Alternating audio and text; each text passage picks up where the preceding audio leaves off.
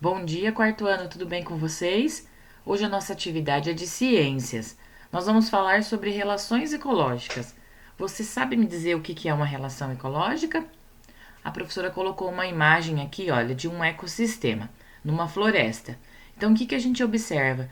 Diversos tipos de seres vivos, animais, vegetais.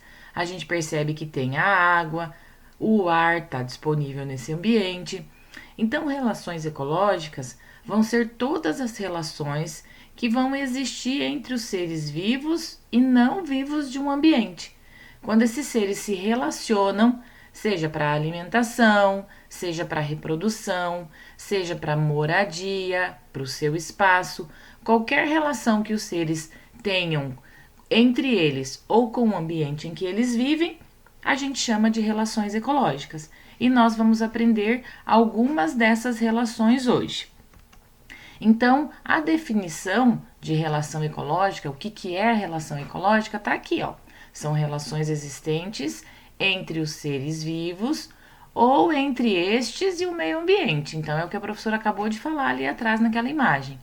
Todas as relações que acontecerem entre os seres e entre os seres com o ambiente são relações ecológicas. E essas relações elas podem ser de dois tipos: harmônicas e desarmônicas. O que são relações harmônicas? Vem de harmonia. Então quer dizer que essas espécies se relacionam, que esses seres se relacionam e todo mundo é beneficiado, né? Ninguém sai prejudicado dessa relação. E as desarmônicas é quando somente uma das espécies tem vantagem, ou seja, só ela que se aproveita dessa relação. Hoje nós vamos aprender três relações harmônicas, aonde todos são beneficiados ou pelo menos um é beneficiado e o outro não se prejudica com a relação, tá? Nós vamos aprender três. Lá no nosso livro, essas relações vão estar na unidade 6, no início da unidade 6, que nós vamos começar a estudar. Então, aqui a professora trouxe alguns exemplos de relações ecológicas. Então, aqui a gente tem lá no nosso livro esse exemplo, que é do jacaré e o pássaro palito, que ele retira os restos de alimento que fica entre os dentes do jacaré. Então, para ele a relação é boa porque ele está se alimentando, e para o jacaré é bom que ele tira os incômodos dos alimentos que estão entre os dentes dele. Então, é uma relação harmônica também. E aqui a professora trouxe outros exemplos. Exemplo de predação, disputa pelo alimento, aqui dois seres de espécies diferentes, eles vão competir para ter o alimento, então já não é uma relação harmônica. Aqui um pernilongo, né, picando a pele, também não é uma relação boa, e assim por diante. Todos os exemplos que vocês estão vendo aqui são exemplos de relações ecológicas. Então, nós vamos começar pela primeira que nós vamos aprender hoje. Chama-se protocooperação. O que quer dizer isso? Todos os indivíduos são beneficiados, mas se caso eles se separarem, eles também vão sobreviver no ambiente, eles não dependem dessa relação para viver. E aí vocês observam que tem dois positivinhos aqui. O que quer dizer isso? Que todos os envolvidos, eles vão ser beneficiados dessa relação, né? Para eles é positiva a relação. No nosso livro, ele traz para nós esses dois exemplos aqui de protocooperação. O primeiro é o paguro e a anêmona. O que é o paguro? Ele é esse caranguejinho vermelho aqui. Ele sempre procura conchas para poder viver dentro dessas conchas para se proteger. Aí vocês notem que logo acima dele tem uma anêmona do mar. A anêmona do mar é um ser que ela não tem movimento. Ela é fixa nos lugares, ela não consegue se movimentar sozinha. Então o que ela faz? Ela se fixa ali naquela concha para que quando o caranguejo saia se movimentando, ela também se movimente. Para ela é bom porque ela consegue se movimentar obtendo mais alimentos. E o caranguejo, tendo a anêmona ali junto com ele vai se defender dos predadores dele, porque a anêmona tem nesses tentáculos aqui que vocês olham, ó, ela produz algumas substâncias que prejudicam outros seres. Então, o caranguejo se aproveita dessa relação. Então, é uma cooperação entre os dois.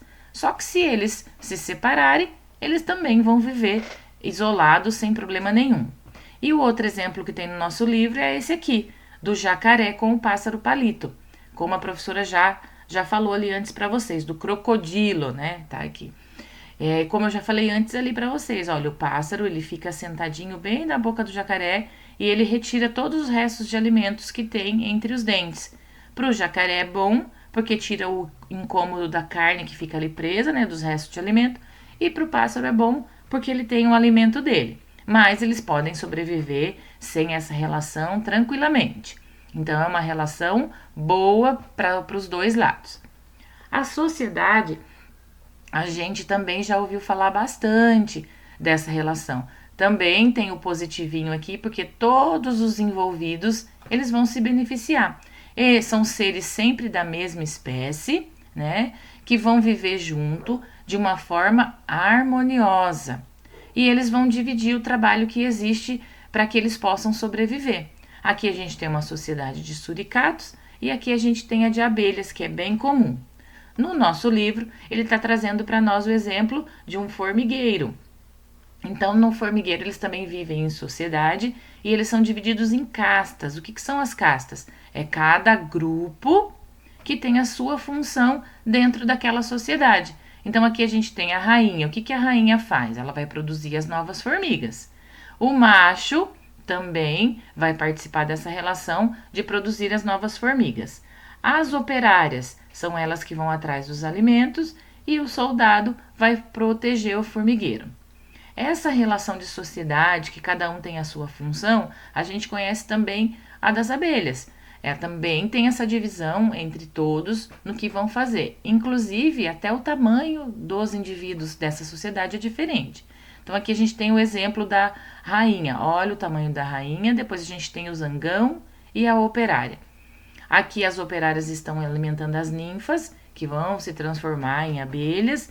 E aqui elas estão alimentando quem vai ser a futura rainha, que já é diferenciada desde a época de larva. Então, também é uma relação harmônica, ou seja, todo mundo é beneficiado, ninguém sai prejudicado dessa relação. E por último, o comensalismo. Aqui vocês veem que tem um positivo e tem um zero. O que quer dizer isso? Que somente uma das partes ela vai se beneficiar. Quer dizer, ela vai ter os benefícios da relação. Mas o zero indica que a outra ela não vai ser prejudicada, ela é neutra. Não tem importância para ela essa relação, mas também não vai prejudicar. Então, é quando uma espécie é beneficiada e a outra se mantém neutra. O benefício pode ser o alimento, o abrigo, proteção ou o transporte. Então, veja aqui, a gente tem o exemplo do tubarão com a rêmora. O tubarão, para ele é indiferente a rêmora, ela se gruda nele aqui embaixo, porque ela vai se alimentar de todo o resto que sobrar dele. Enquanto ele está comendo, o que cair fora da boca, ela vai se alimentar. Então, ela não vai prejudicar o tubarão, mas ela vai se beneficiar. E o tubarão, para ele, é indiferente. Aí, aqui a gente tem a bromélia, que crescendo numa árvore, também assim acontece com as orquídeas.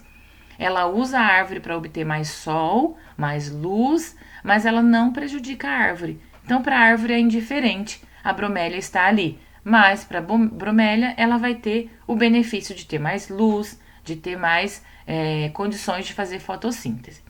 A partir daí, então, nós vamos para as nossas atividades.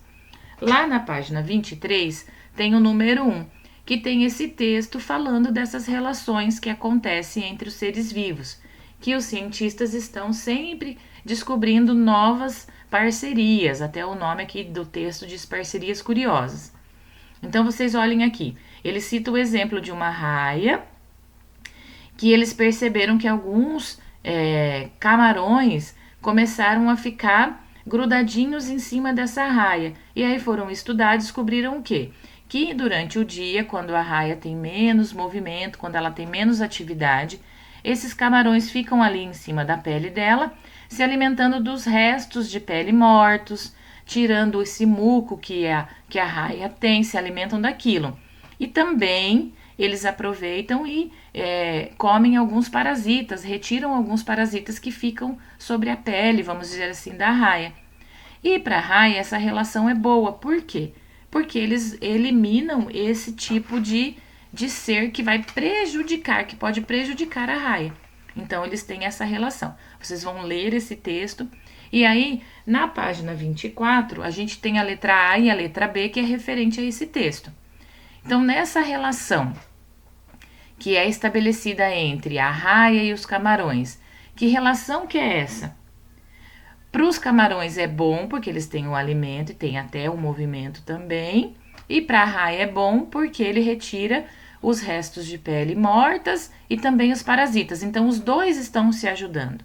Quando isso acontece, esse exemplo é uma relação chamada de protocooperação. Os dois cooperam. Então, nessa relação, quais são as vantagens da raia? Então, vocês vão olhar aqui nesse pedacinho que está explicando. O que ela tem de vantagem quando o camarão está ali? E para os camarões, qual é a vantagem? A professora já falou aqui no vídeo, mas podem ler novamente aqui no texto, que vai estar falando o que a professora já explicou para vocês. Esse é o exercício número 1. O exercício 2, ele traz um exemplo para nós dessa água viva. Ela produz uma substância, todo mundo sabe que a água viva tem uma substância que pode queimar. E, mesmo assim, tem alguns peixes que não são atingidos por essas substâncias. Então, o que esses peixes fazem? Olha aqui, observem na imagem. Eles ficam ali próximos à raia, para que eles possam se defender, né? Ter a raia como uma proteção dos predadores desses peixes, né? Já para as raias, não, a prof falou raias, mas é água viva, desculpa.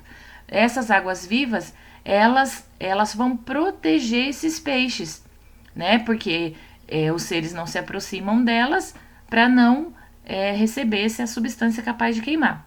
E já para a raia, essa relação não tem benefício nenhum, mas também não tem prejuízos, né? Para a água viva, essa relação não traz nada, só também não vai prejudicar ela. Então, quando acontece essa relação que só um dos envolvidos tem o benefício, a gente chama de comensalismo. Um se aproveita da relação e o outro não sofre, mas também não tira proveito. E o número 3, vocês vão olhar nas imagens e vão colocar qual é o nome dessa relação e como que ela acontece. Nos dois casos, tanto aqui do crocodilo com o pássaro, como das abelhas, a gente já falou delas aqui. E também estão disponíveis ali no livro. Então, vocês vão voltar, vão procurar novamente a imagem e vão colocar o nome dessa relação e como que ela acontece, tá certo? A nossa atividade, então, de hoje vai ser essa, lá na página 24 do nosso livro. Qualquer dúvida, vocês podem estar chamando a professora. Uma boa atividade para vocês e até mais!